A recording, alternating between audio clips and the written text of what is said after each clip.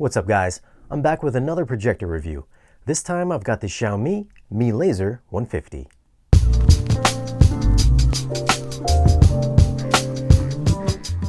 Now before we get into it, if you're new to the channel and want to keep up on what's new in the audio and video world, then consider subscribing for new weekly videos. So here's the thing. I wanted to check out the newer 4K version of this projector because I think this one came out sometime last year and it's only 1080p. Like, who wants 1080p, right? So when I got the package in the mail and I opened it, no, it's the 1080p one. I was a little let down. But hey, I've never tried an ultra short throw projector, so this should be interesting.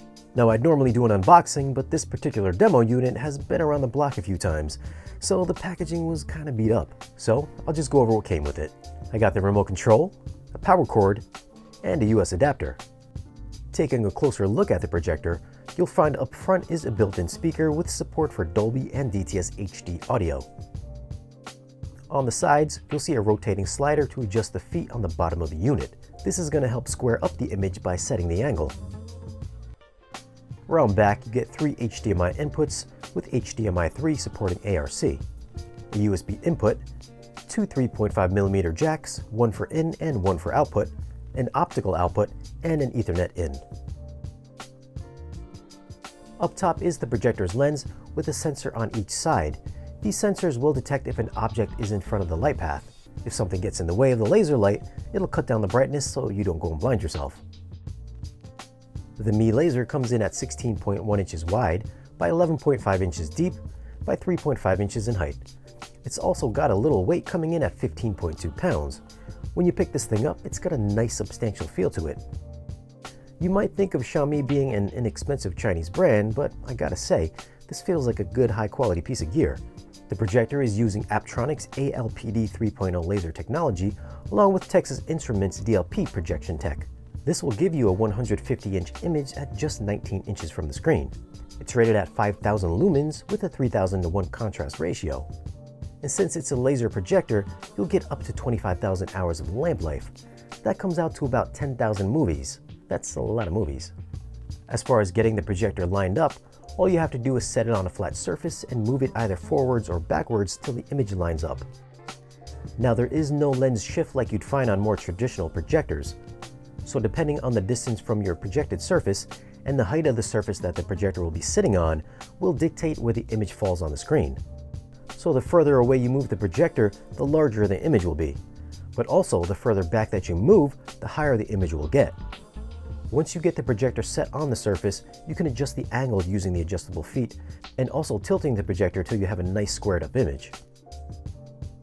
Now for setup, all you have to do is hook up your game console, PC, or whatever source device you've got and hit the power button. You actually don't have to hook anything up to it because this does run on Android TV.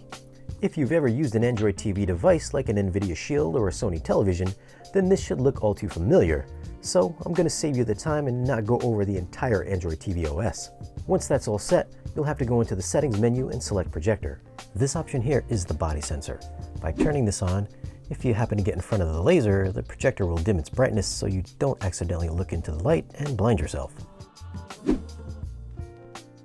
Under image settings, you get a few presets depending on the type of source material you're viewing. If you choose user, then you can adjust some basic settings. Here you have 3 color temperatures to choose from.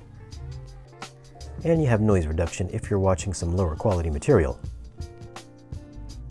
Next up is keystone correction. If you're having a hard time lining up the image to your wall or your screen, then you can fine-tune it here. You can have a 4-point adjustment or an 8-point adjustment. Now using keystone should be a last resort if you're having install issues. If you do use keystone, you should know that you're actually cropping away useful pixels. So you're throwing away valuable resolution. So use keystone as a last resort. Next up is focus. All you have to do here is tap left or right till the image is nice and sharp. One thing I noticed is the center of the screen is noticeably sharper than the corners. No matter what you do, focus uniformity will be softer around the edges. Now this could just be my review unit, so yours might be better.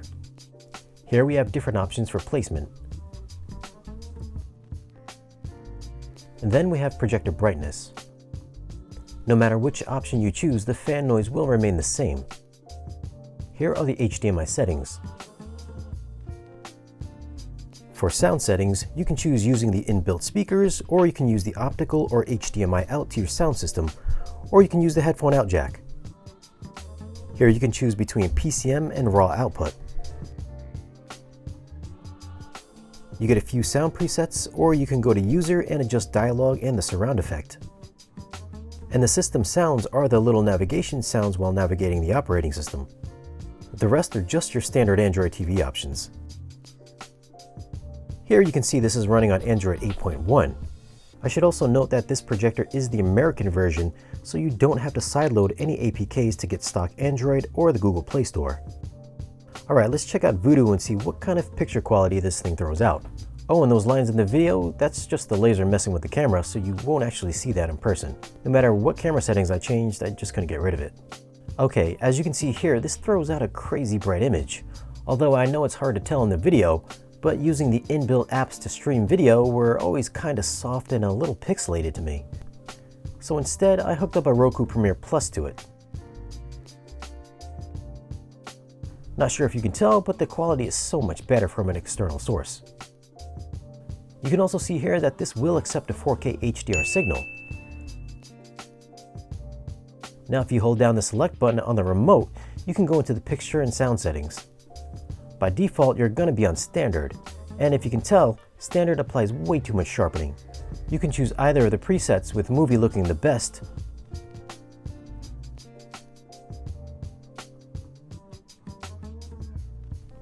or you can go into the user settings and apply your own. I find 0 works best, but you could probably get away with it one click over at 10. For color temperature, I found warm to look the best, and the other ones were too cool for my liking. For projector brightness, view mode seemed to be the most natural looking with good brightness.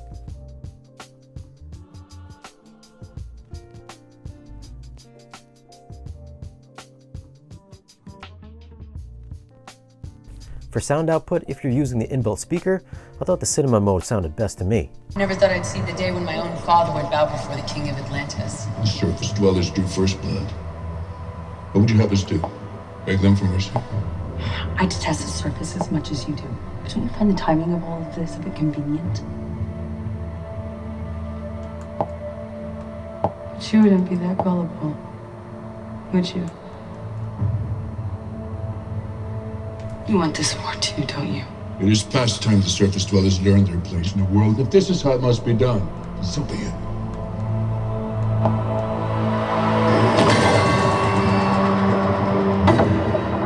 You have our mother's trident. Powerful, but flawed, like her. There's also stereo speakers in the soundbar, so if you're sitting directly in front of the projector, you will get a pretty decent stereo separation. Alright, now this is my first time with an ultra short throw, and I gotta say that the image this produces is very bright and very punchy. So here's the thing about having 5,000 lumens. I've got every single one of my lights on. I've also got a key light shining on my face here so you can see me. And this thing still throws out an amazingly bright image. If you try to do this with a traditional lamp-based projector, forget about it. It's just gonna get all kinds of washed out. You won't be able to see anything. And this is just with a plain white screen. So if you were to pair this up with an ambient light rejecting screen, it will look 10 times better. But just for being a white screen, I mean, come on, that looks pretty amazing. Contrast was excellent as well. Here's a shot from Blade Runner 2049. You can see in these dark areas, there's actually detail in these dark parts. I've seen on some lower end machines that these parts could look all black, but this actually looks really good here. Okay, now this scene here can trip up a lot of displays, and this is no exception. If you look at this area here, you can see a ton of color gradations or color banding. The picture is also pushing very hard on the red side, so if you go and drop down saturation, it should start looking more like what my calibrated setup looks like. Another issue I came across was feeding this 4K HDR content. This is a scene from Mortal Engines. If you can tell, the image is very washed out looking. If I drop this into 1080p or the HDX stream, color and vibrancy come right back. So there seems to be something happening when converting HDR to SDR. As far as detail, I found at a distance of around 10 feet I couldn't see much of the pixel structure, but anything closer I could distinctly see the pixels. So unless you're right up on it, I don't think you'll have much to complain about. Just keep in mind that this is only 1080p. But as 1080p performance, I thought this was an excellent performer. It has very good black levels, and shadow detail, which I thought would be crushed, was actually very visible.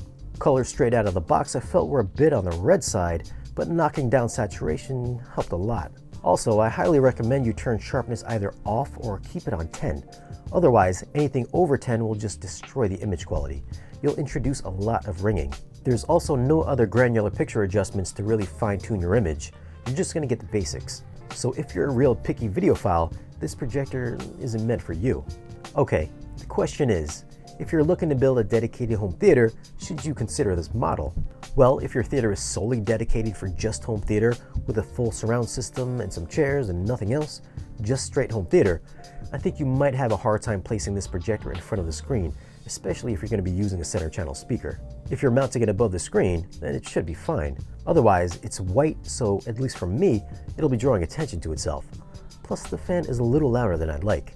I think the main purpose of this is to get a quick, large image in a living room or a common community space. People can walk around and not get in the way of the projector, and you can use it with the lights on.